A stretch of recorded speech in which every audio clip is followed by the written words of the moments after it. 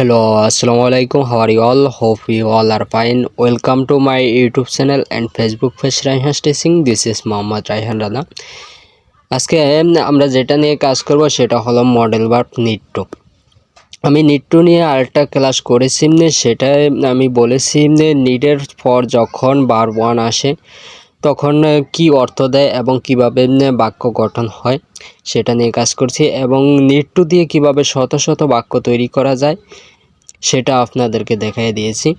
এখন যেটা নিয়ে কাজ করব সেটা হলো নিড টুর পর যখন নাউন আসে, এই নাউন দিয়ে আমরা কিভাবে শত শত বাক্য তৈরি করতে পারি এবং এটার অর্থ দেয় কিভাবে এটা কাজ করে সেটা নিয়ে কাজ করব।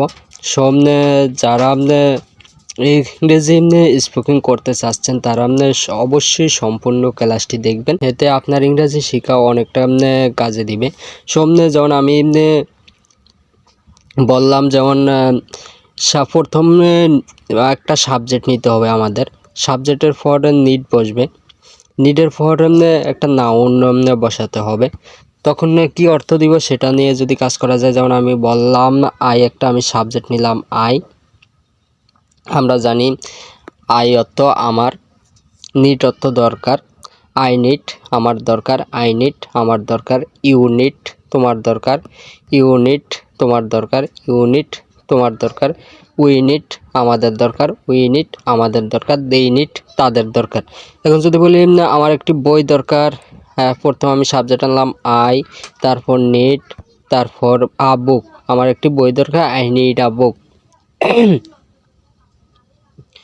তোমার একটি বই দরকার, ইউ নিড আ বুক, তার একটি বই দরকার, হি নিডস আ বুক। নিডের সাথে তখন অ্যাজ আসবে, যেহেতু সাবজেক্টটা থার্ড পারসন, তা সেই জন্য নিডের সাথে অ্যাজ আসবে। হি নিডস আ বুক, তার একটি বই দরকার, হি নিডস আ বুক। আমার একটি বাড়ি দরকার, আই নিড আ হোম, আমার একটি বাড়ি দরকার, আই নিড আ হোম। তোমার একটি বাড়ি দরকার, ইউ নিড আ হোম। আমার একজন শিক্ষক দরকার, আই নিড আ টিচার, আমার একজন শিক্ষক দরকার, আই নিড আ টিচার। আমার একটা বাস দরকার, আই নিড আ বাস। আমার একটা বন্ধু দরকার, আই নিড আ ফ্রেন্ড, আমার একটা বন্ধু দরকার, আই নিড আ ফ্রেন্ড। আমার একজন ডক্টর দরকার, আই নিড আ ডক্টর, আমার একজন ডক্টর দরকার, আই নিড আ ডক্টর। আমার একটা ভালো মানুষ দরকার, I need a good man. এখন আশা করি বুঝতে পারছো। এখন যদি বলি তোমার কিছু টাকা দরকার, ইউ নিড সম্মানী, তোমার কিছু টাকা দরকার, ইউ নিড সম্মানী।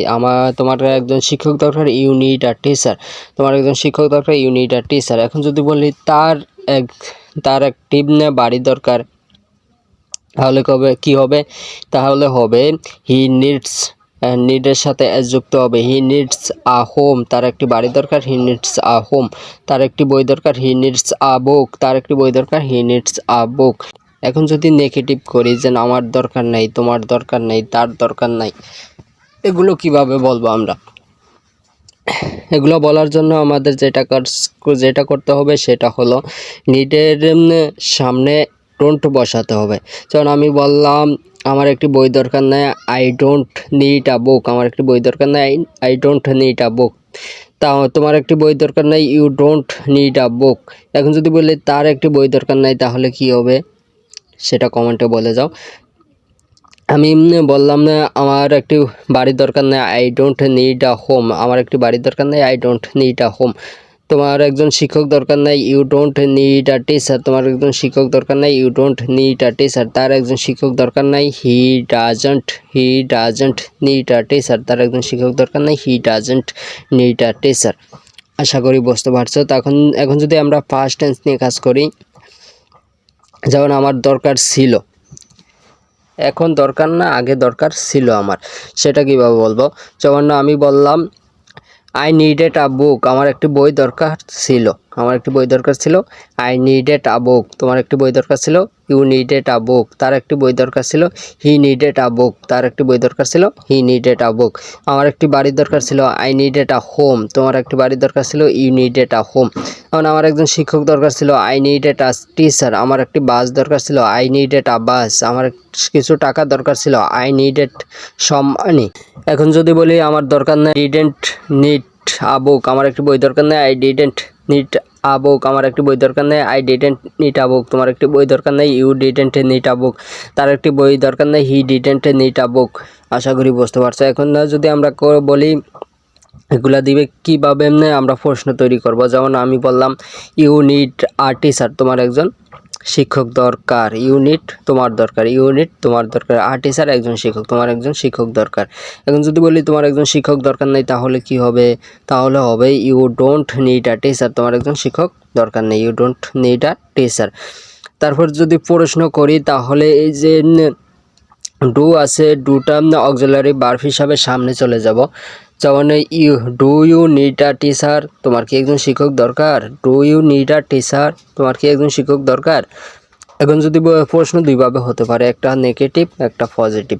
এখন যদি নেগেটিভ প্রশ্ন তৈরি করি তাহলে কি হবে? তোমার কি একজন শিক্ষক দরকার নেই, তোমার কি একজন শিক্ষক দরকার নেই, তাহলে কি হবে?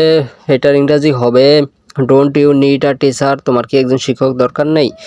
এখানে উত্তরও হতে পারে দুইটা, সেটা হলো হ্যাঁ আমার একজন শিক্ষক দরকার, অথবা হতে পারে না আমার একজন শিক্ষক দরকার নেই। হ্যাঁ যদি হয় আমার একজন শিক্ষক দরকার তাহলে বলতে হবে yeah I need a teacher, আমার একজন শিক্ষক দরকার, অথবা হতে পারে কি আমার একজন শিক্ষক দরকার নেই, no I don't need a teacher. এখন প্রশ্ন আরেক রকম করা যায়, আমরা সবাই জানি, সেটা হলো ডাব্লিউএস কোশ্চেন।